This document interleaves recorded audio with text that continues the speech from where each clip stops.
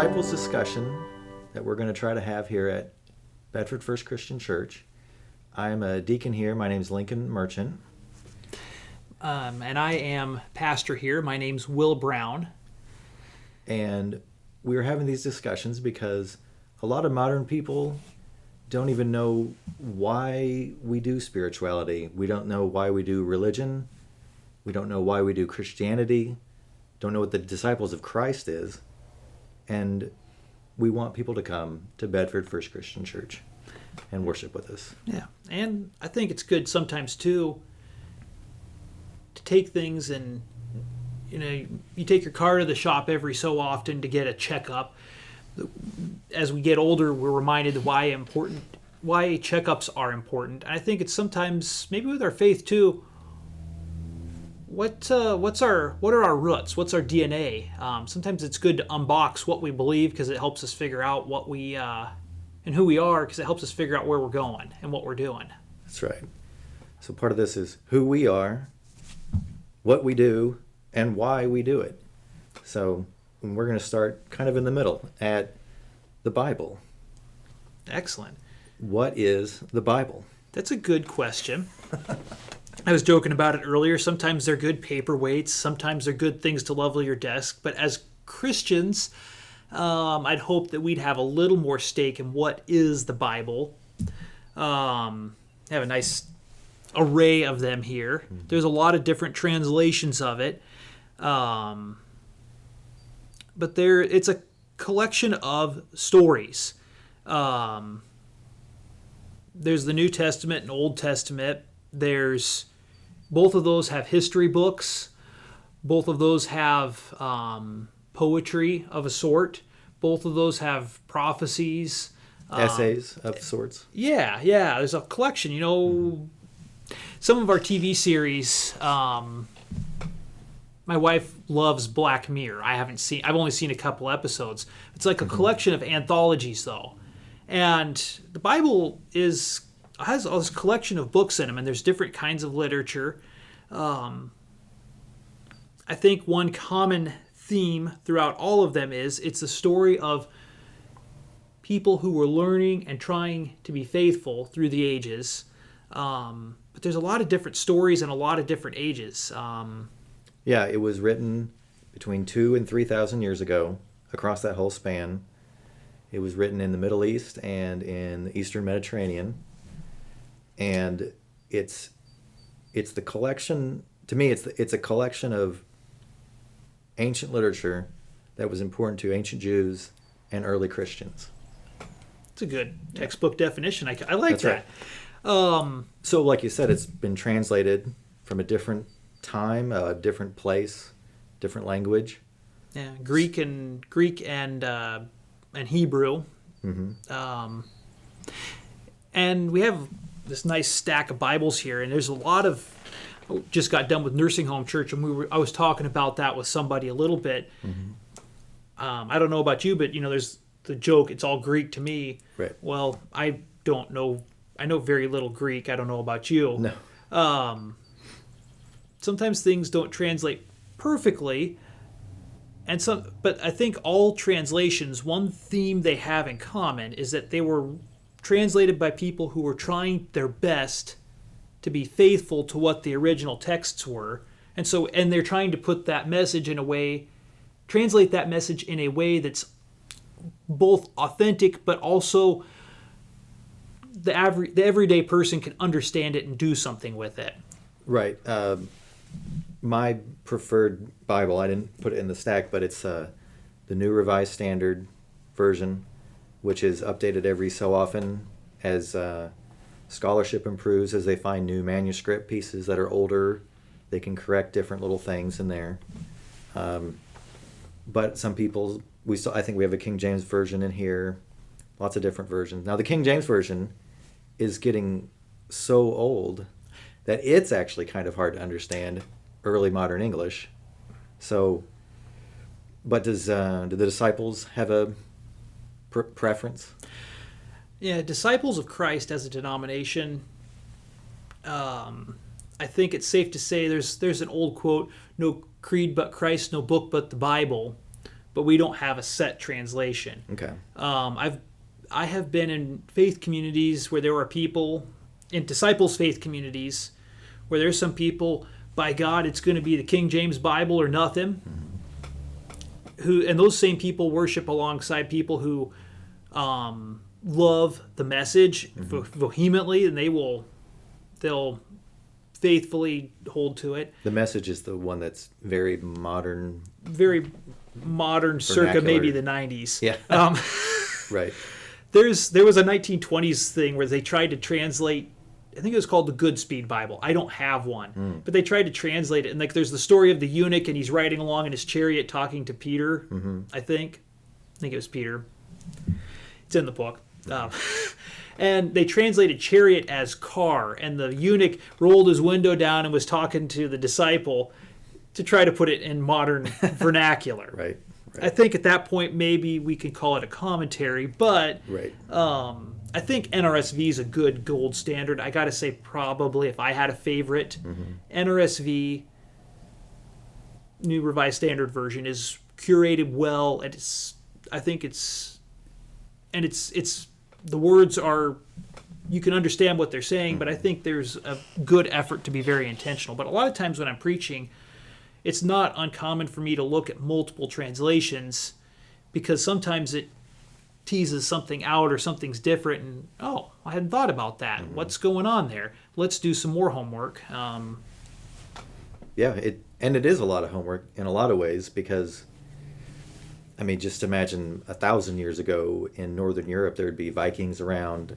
They'd have a different language. So 2,000 years ago in Judea, or 3,000 years ago in Babylon, or whatever, Egypt, 3,500 years ago, like how can you even understand what they're talking about without a little bit of homework?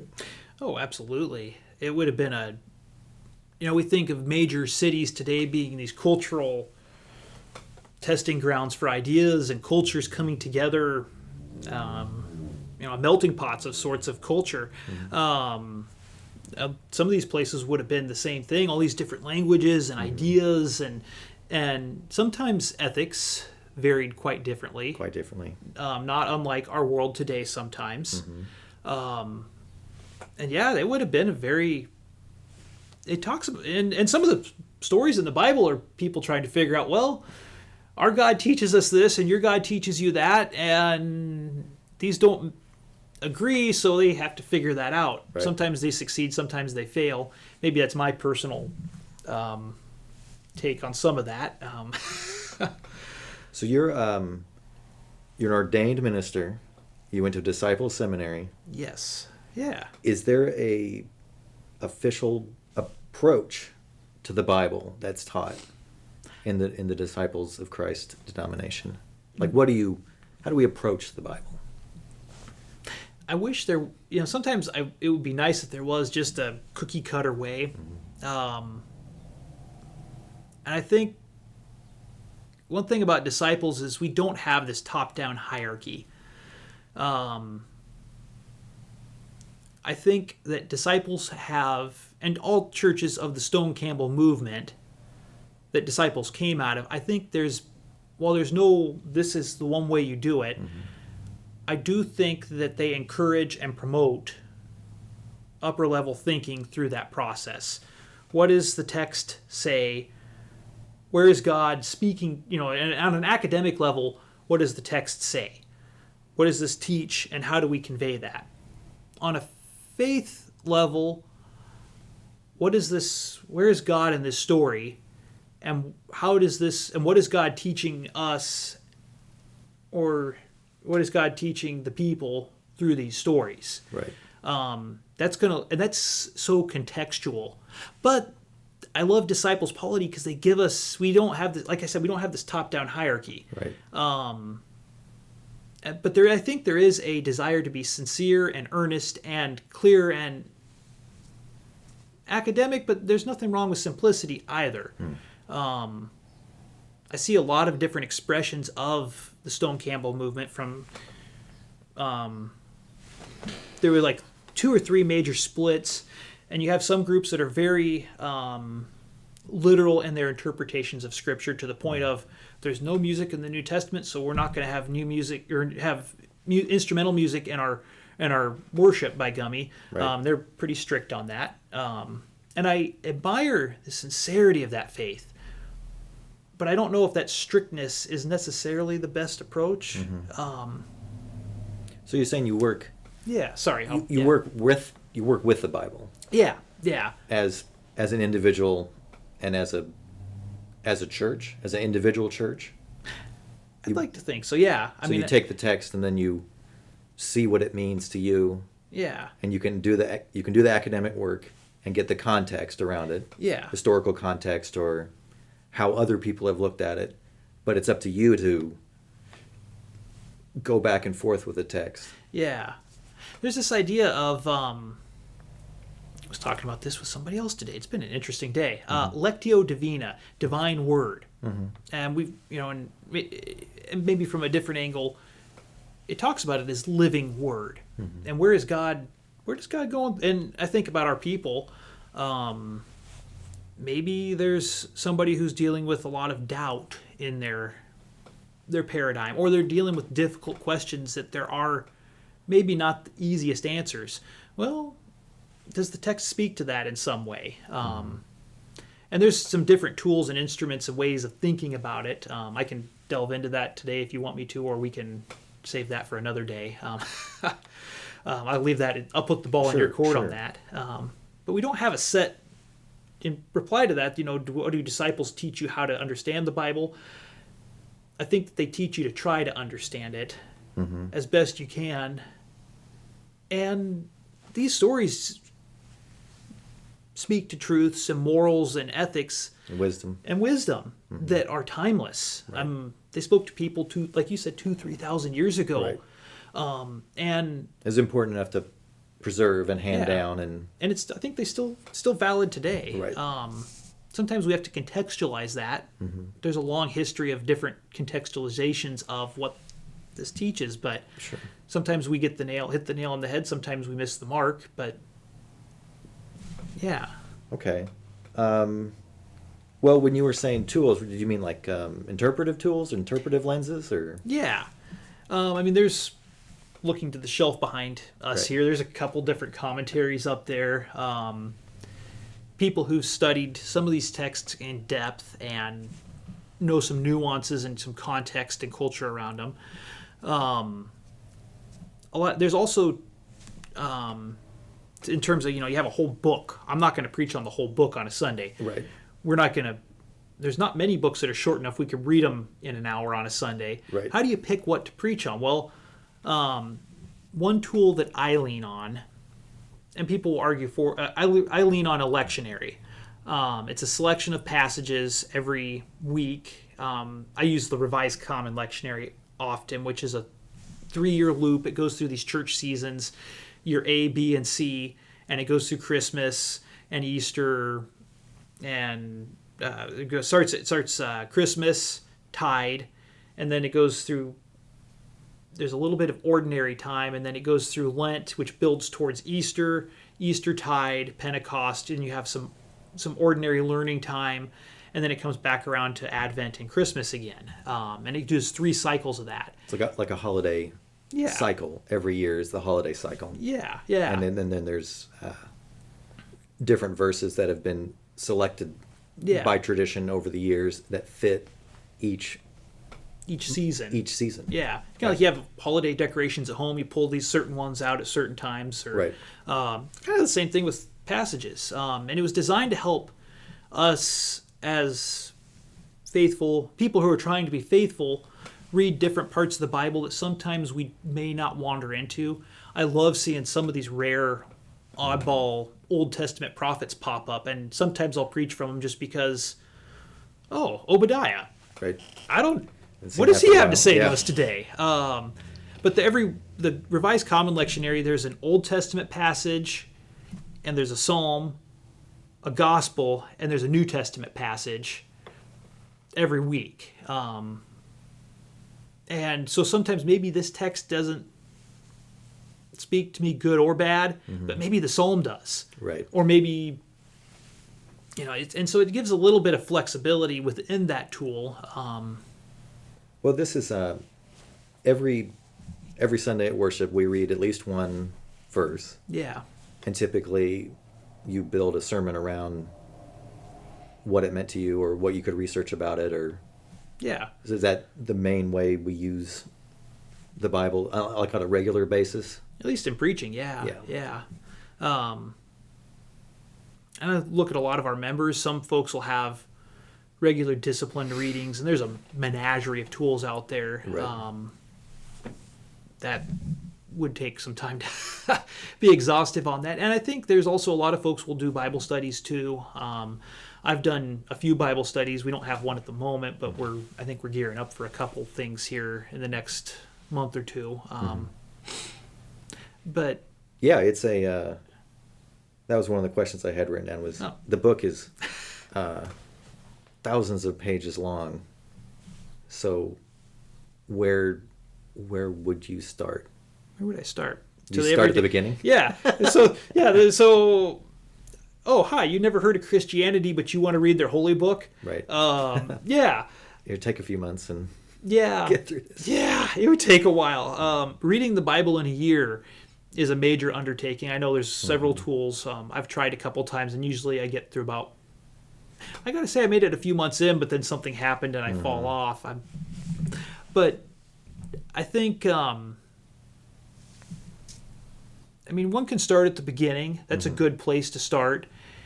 It's helpful to be mindful that you've talked a little bit about The Chosen. We did a study for a couple months on The Chosen, and it's an interesting thing. But one thing I do like about it is that it talks about all these different books in the Bible, and it it shows. Of course, the New Testament didn't exist Right. during Jesus' time because it's about his time, but. Right. Yeah, the disciples never read the Bible. No, they yeah, they might have read the Hebrew Bible, which Parts of it. we call the Old Testament today. I try to be mindful to call it the Hebrew Bible, not that like Old Testament we don't need that, not like that, but Hebrew Bible and New Testament. Right. I think they're both important, but it shows that all these different scrolls, and each of those scrolls on a shelf that scroll. They were hand copied by scribes because Xerox is kind of a modern thing, and the scribes very carefully translated it, and that was that might have been the scroll of Isaiah. Right. That's a book. Bible's comprised of 66 books. The standard Protestant American Bible is 66 books. Yeah. There's longer ones out there. There are. Yeah, there's a lot of books that didn't make the cut for the typical American Protestant Bible, but and some faiths will include those. Ironically, Judaism, all the stuff pertaining to Hanukkah, doesn't exist in the Hebrew Bible. It was preserved by Christianity through the ages in other books that they had held on to. Oh yeah, yeah. It's interesting. It's a fascinating thing.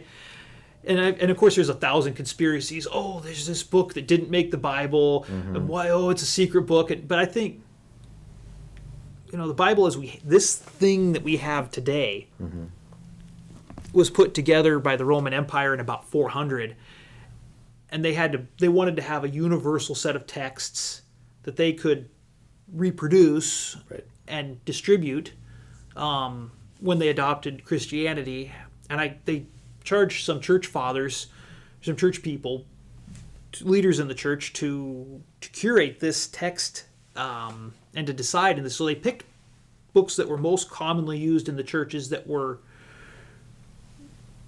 had a range of beliefs but were somewhat congruent with each other. And I think they were trying to be faithful as best they could. Right. That would be an incredibly hard task to do. I'm incredibly glad I'm not in their shoes trying to do that. Now you're talking about those ancient scrolls. Yeah. Of, I think it was under Emperor Constantine, was the first one to order what we would think of as Bibles to be made, as in you turn the pages, and it's got mostly the books that we know, and the expense of those. People don't think about those. That first Bible, Codex Sinaiticus or Codex Vaticanus, whatever it's called. Yeah. It was each one of them. He had 12 made or something like that, and each one of them cost as much as like a luxury car. I would say that would probably be a fairly accurate description, because it would have taken, a second ago we were joking about it takes a year to read the Bible. Mm-hmm. Well, if I had to transcribe that with a quill, Right. yeah, that'd take probably the better part of a year. And those scrolls, I mean, people had to make the scroll material. Was it leather, some kind of sheepskin or something? Yeah, there was leather. Some stuff was on papyrus, and there's different materials. And then they had to handwrite that out. Yeah. And if they messed up, what do you do? Do you start over, or do you just keep going? Or Yeah. so each scroll would have been really expensive. And so like some of these, a lot of the disciples were from little poor little country towns. If they had an official synagogue in their small town, like a building that was specifically a synagogue and not just the public meeting house, they might not have had even all the scrolls of what we think of as the Hebrew Bible. Yeah. They might have been too expensive to have all of them. Yeah. Like the only time they might have been able to go see them all might have been when they went to Jerusalem, to the big temple. Yeah. In Judaism, yeah, that was, or maybe, some little town like, I'm not going to pick on Olytic, but we'll pick on Olytic. Nothing against Olytic. Right.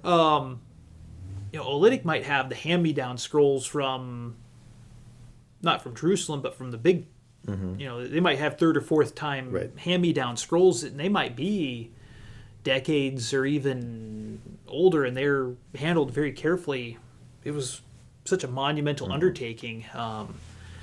Yeah, it's very interesting to me when I finally realized that the Bible, because we always think of it as a book. Yeah. A book. One book. But it's a collection of books. Yeah. And I brought, this is an individual book of Job. And if you could imagine this as a scroll, it would be one scroll on a shelf. But really, this is 66 different books. Yeah. So that can help you, or help me read each book, let each book speak for itself a little bit more. That became important to me. Because there's 4 Gospels, but they're all in the same book, so we just almost read them like they're the same book. But they're 4 different Gospels. Yeah. The 4 evangelists they don't write exactly the same. They don't focus on the same exact things. They don't put the same stories in. They put a lot of the same stories in, but they don't all have the exact same stories. And they're not all in the same order. Right. Predominantly, but not always. I think of, a peace officer when there's a car accident. Oh, yeah. Well, everybody was there, as is demonstrated by the crunched steel that was formerly cars, but their story and their story can be quite non-congruent. Both could be quite real, and I think that the Gospels, there's a lot of different perspectives, and I think I kind of appreciate these different perspectives. I look out, you've been active in faith community your whole life. Mostly, yeah. Same here. There was a little while in college where I kind of wandered a little bit. It's good to know what the box looks like from the outside, but that's another story for another day. But I look at the pieces of a faith community and think, oh, we're all these different personalities, and maybe the people who were in some of these stories, maybe they weren't so different from some of us. It's like, or they have I think scholars think that Mark was the first one. Predominantly, yeah. I would agree with that. And then the other 3 probably had read Mark. So, for instance, Mark starts at Jesus' baptism. Yeah. With John the Baptist. And then Matthew starts Matthew and Luke start at Christmas. Yeah, or As being a baby. how do they say it in Talladega Nights? A little 8-pound, 11-ounce baby Jesus. Yeah. Right. And then John starts at the beginning of existence. Yeah, beyond before there was even mud to make the world out of. Yeah, John's gospel begins. And then he skips over Christmas too and goes to the baptism. Yeah. So that just, what do? Do you assume that they're all like filling in gaps for each other, or do you let them speak? Each evangelist speaks for, well, why did Mark start there? Why didn't Mark start at Christmas? He'd probably heard some version of the Christmas story, but him and John don't tell one. Yeah. So that's what I learned by thinking of them as individual books is, well, what's Mark trying to say? What's Matthew trying to say? What's John and what's Luke trying to say? Yeah.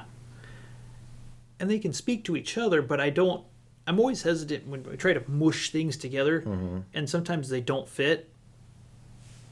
I kind of like letting each of the stories speak for itself, and if they speak to each other, good. And some of this comes down to personal interpretation, too, which I think gives some multiplicity. But one thing I do like about, again, one kind of take on disciples, and is that we try to discuss our differences about it. How does this text speak to you? Right. This guy disagrees, but we have this common ground, and sometimes we learn from each other, just like we might learn different ways of understanding who Jesus is from the Gospels. I think we can learn from each other as well.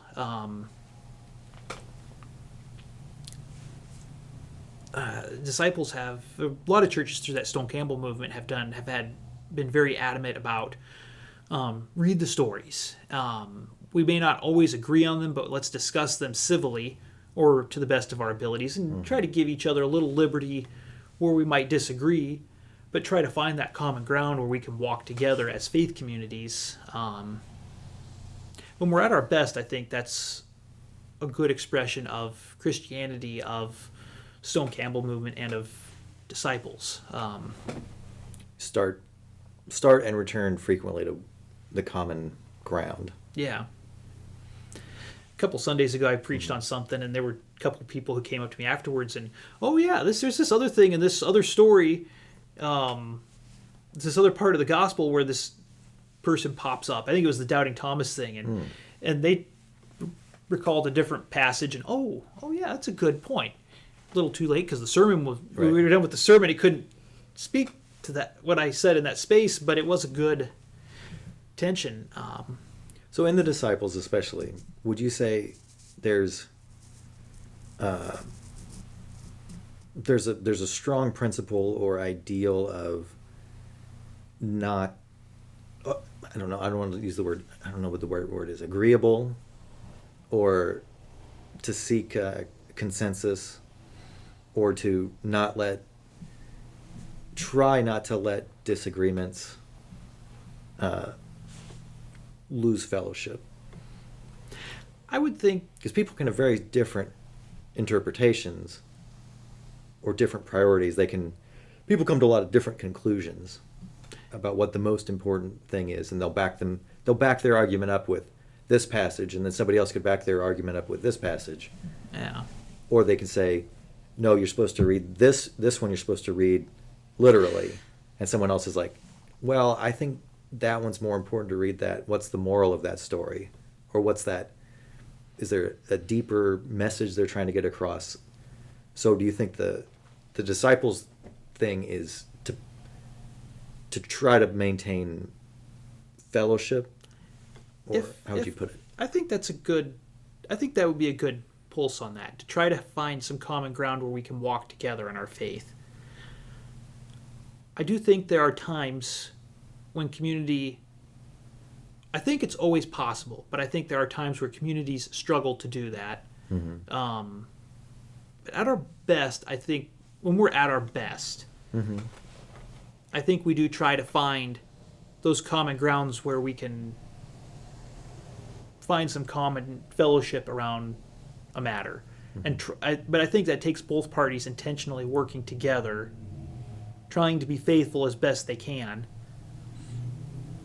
And I think that's always possible. Now, does that always happen? Well, look at church history. Look at your local church history. There's probably a split, or we came from a split at some point. But I think at our best, I think there's, and I don't. In some groups, I love that tension of faith communities trying to sort out that out in their own ways, and I love that disciples give us the liberty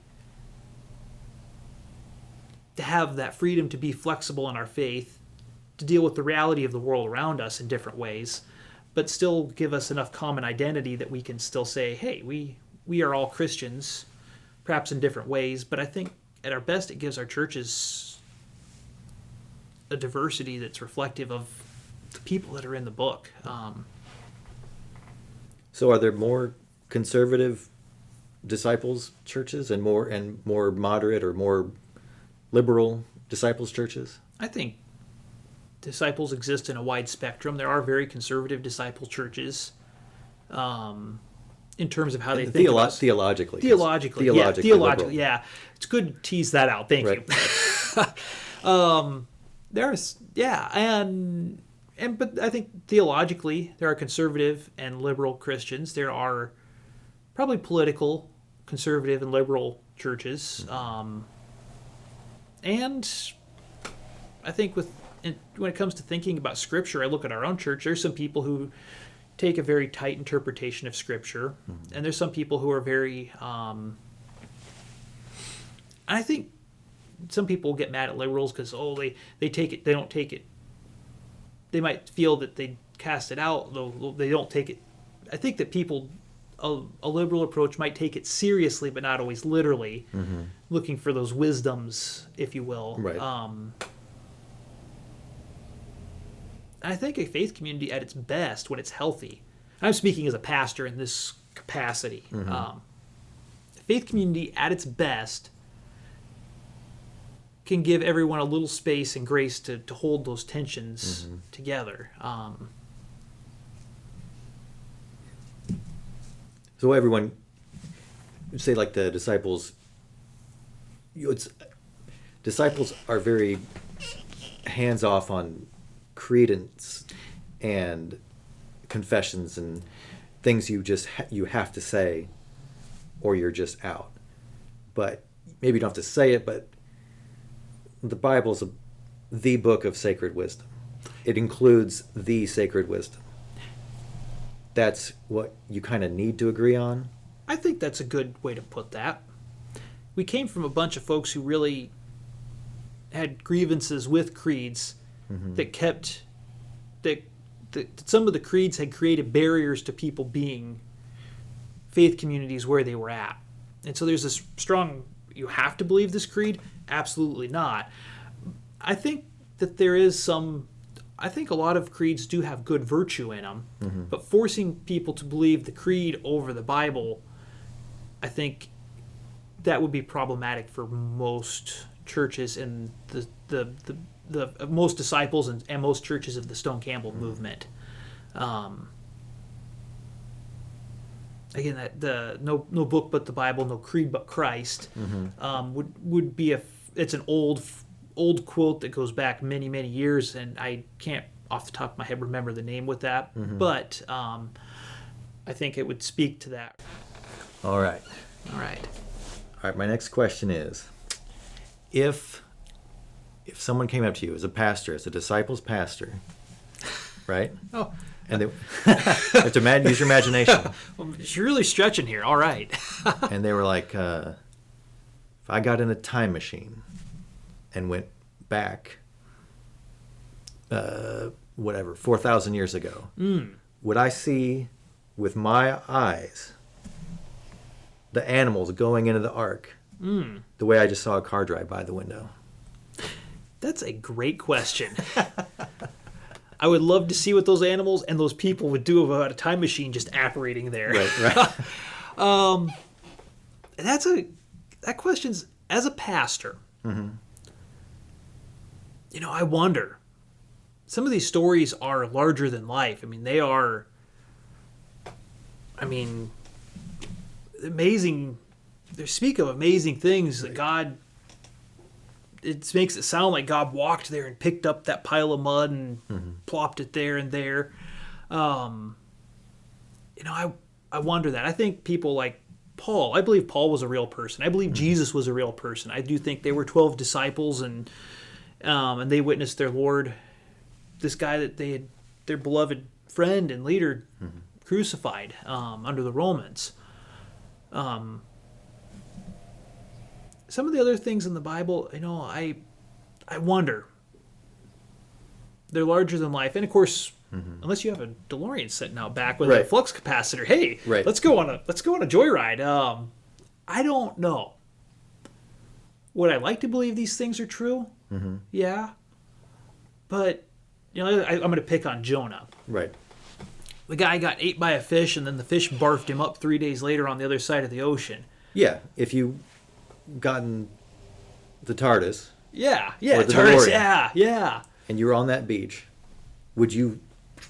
I don't know. Literally see that. I think as a pastor, I got to say I don't know. I would like to believe that's true. And of course, you're also asking a pastor. Right. Some things are, and faith is belief in things as of yet unseen. I don't know. I wasn't there. Right. But we have this story. And I do know that story.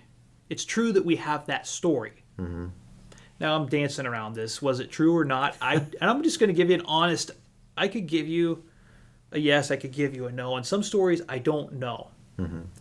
But I know it's true that we have the story. And within these stories, well, Jonah learns to pray after he spends 3 days in the belly of the whale. It's the first time he prays in the book. I love that. And there's a lot of truth in that in humanity that I think we can all bear witness to ourselves today. And whether or not that fella got ate by a big old fish, it'd be nice if that was just a true fact, but I don't know. Right. And I'm not going to give false hope because, hey, I'm a pastor. I'm supposed to be ethical or something, right? But I can be honest about the truth that I find in these stories. And they speak to this God that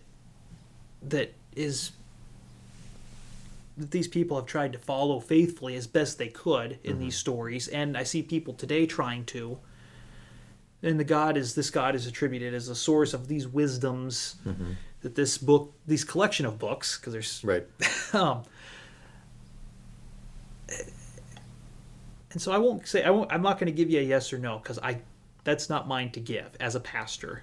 But I can be honest that we have these stories, and I can be honest to the truths that they give us. Now, is that a tough answer? Probably. But it's the best answer I can give, honestly. So the historical and scientific accuracy understood in terms of modern academia is interesting, but maybe secondary, or it's like, do you even need to worry if modern science is going to tell us no, he didn't get swallowed by a fish and then barfed up 3 days later. No, he didn't do that. Like, that's not possible. You're going to make me regret that barfing him up thing. But then you just say, okay, then I'm not going to worry about that. I'm going to look at it. It's a wisdom story. And the wisdom is, a lot of people go through a dark night of the soul before they make the right decision. They have to lose everything. They have to go down to the abyss. Preach. Right. Yeah. That's a wisdom that I can give on that. Now, and that's true. Yeah. And if it's not scientifically true, scientific truth isn't the only kind of truth, and maybe not the most important kind of truth. or definitely not the most important kind of truth, unless you're trying to build like a bridge. Yeah, I'm gonna go with a mechanical engineer every day of the week on Right. building a bridge Right. over. Yeah. Yeah, I think that this, and I think some arenas of truth, we have to be honest about what we're trying to ask at. Mm-hmm. I think spiritual wisdom, spiritual truths, spirituality, this is perhaps where the Bible's at its best. Right. I would not ask an engineer to do heart surgery. Mm-hmm. I wouldn't ask a dentist to. I don't know if I'd ask a dentist to do drywalling or not. I know I wouldn't ask myself to do drywalling. I'm not good at it. But I think it's true of what we want to look at with the world. I'm not going to look for. We have lots of kinds of literature. I look at this here, and there's fictitious stories. There's anthologies of history books. There's commentaries to things. Mm-hmm. I read those all differently. Pick up your Sunday newspaper, and the Sunday funnies are a lot different than the weather report. Right. You're speaking to genre. Yeah, and I've heard that too. Some people have said when you're reading the Bible, remember you're reading at least 66 different books. So read the book and be, what genre is this? yeah, And if you're in a genre that has big budget special effects in it of angels and demons and stuff, maybe think about, are you reading a history book? Or are you reading a spiritual vision? Are you reading a legend? Like David killing a giant. That sounds a lot like a legendary story. yeah. And maybe it did happen. Right. I had a good friend in seminary and undergrad. Who's a giant? Well, he was a giant in his storytelling. He was a Texan. He was Texan through and through, true-bodied Texan. He's one of the groomsmen at my wedding, and I loved his stories because I was there for some of those stories. Mm-hmm. And his stories were always true, but like he caught a fish. Mm-hmm. It grew in the telling. Well, and then 3 months later, he's telling the same story, and it's there. It's all there. It's all true, but the fish is bigger and bigger. And pretty soon it went from catching that fish to we were fighting it with a harpoon, and and that's good storytelling. Right. And the truth was, it was maybe two friends who were on a weekend adventure in between trying to sort life out in a difficult time when we were in the middle of college and we had a fun weekend. Right. Well, that's true. Right. Storytelling's a beautiful thing. Sure. Yeah. Or it's like you said about the councils in the 4th century Yeah. that selected them. They selected the ones that were the most popular. Yeah. So, and this is the same thing with the Hebrew Bible. Those stories that people bothered to preserve laboriously For generations. and Yeah. passed down, and even when they're getting chased around by Neo-Assyrians and stuff, they're hanging on to their scrolls and passing them down because they're popular. People loved them. Yeah. They had And they were had important. wisdom on multiple levels, and Yeah. some of them were just probably fun to hear. Yeah. Yeah, and I think about some of these stories, they'd be great stories. Can I give you a little slice of my faith walk? Sure. So when there was one summer in high school, and I was doing I was asked to be a camp counselor one summer, and we're supposed to make sure the kids show up on time for things all week long, and Right. and that they go to the pool and that they shower, and and it's church camp. We're supposed to make sure they learn something about the good book. Right. Oh, and I'm like, middle school me was, or high school me, however old I was at the time, I was mortified by this. Mm-hmm. In a different arena, that same stage of life, I was in Boy Scouts, and there was a faith and life merit badge, and you're supposed to talk to your religious leader, and there was some stuff we were supposed to do, and my minister, she had us she had us read the book of Acts.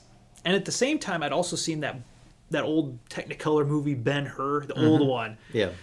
And I pictured that whole book of Acts in a Technicolor style of storytelling. Colors are too bright, the plot's over the top. I pictured that whole book, and I remembered it. And I used that as a bedtime story for the kids every night, so they go to sleep. And the kids would fall asleep at different points in that story. And then we have to pick up the next night where the first kid fell asleep. It ended up being a 4-night saga. Now, did I get every nut and bolt and just rivet counting detail of Acts? No. Right. But I told it in a way that those kids, and one of those kids, kids were early middle school, late elementary school age. One of those kids came back, first time I co-directed camp, that kid came back as a counselor, and he remembered that. The telling of Acts in this, and I guess that was the kid was talking a little bit, that was, at this point, young adult, that was formational to his spirituality and his faith walk, being told this story in a way that he could hold on to it and learn something from it. It did something to change his... And I'm like, that for me is what these stories have been carefully curated for so long. We have we have a good record and copy, and they're sacred. I mean, it's sacred word. People, when they're fleeing a village that's getting pillaged, they might grab a sacred family heirloom and their sacred book, and they were preserved for, I think, we struggle to hold on to stuff for 100 years in our time. Right. I lose my coffee cup daily. My wife gets a kick out of it. That we have these stories that have been meticulously and lovingly preserved. Now, have they been perfectly preserved? Well, we find some older stories and, there's an extra preposition here that's different. Well, we're human. Right. But that we have these stories today is just an unbelievable testament to what wisdom and spirituality has been given to us to pass on to others through the ages, and what that can mean for us. Right. The sacred word points to Christ, and his job is spiritual salvation. So that's why that was one of the temptations, right? It's every word God speaks. Cannot live on bread alone, needs every word God speaks. Yes. Yeah. So cannot live by bread alone. Yeah. All right. Yeah. Well, we'll probably wrap it up there. Yeah. And as your pastor, good job contextualizing that story. Not to pick at that, but hey, that's a beautiful expression of faith in its own right, and a case study of what we're talking about with this. Right. Thanks for sharing that, and thanks for asking me to speak on this project with you. All right, thank you. Yeah. Thank you. Thank you.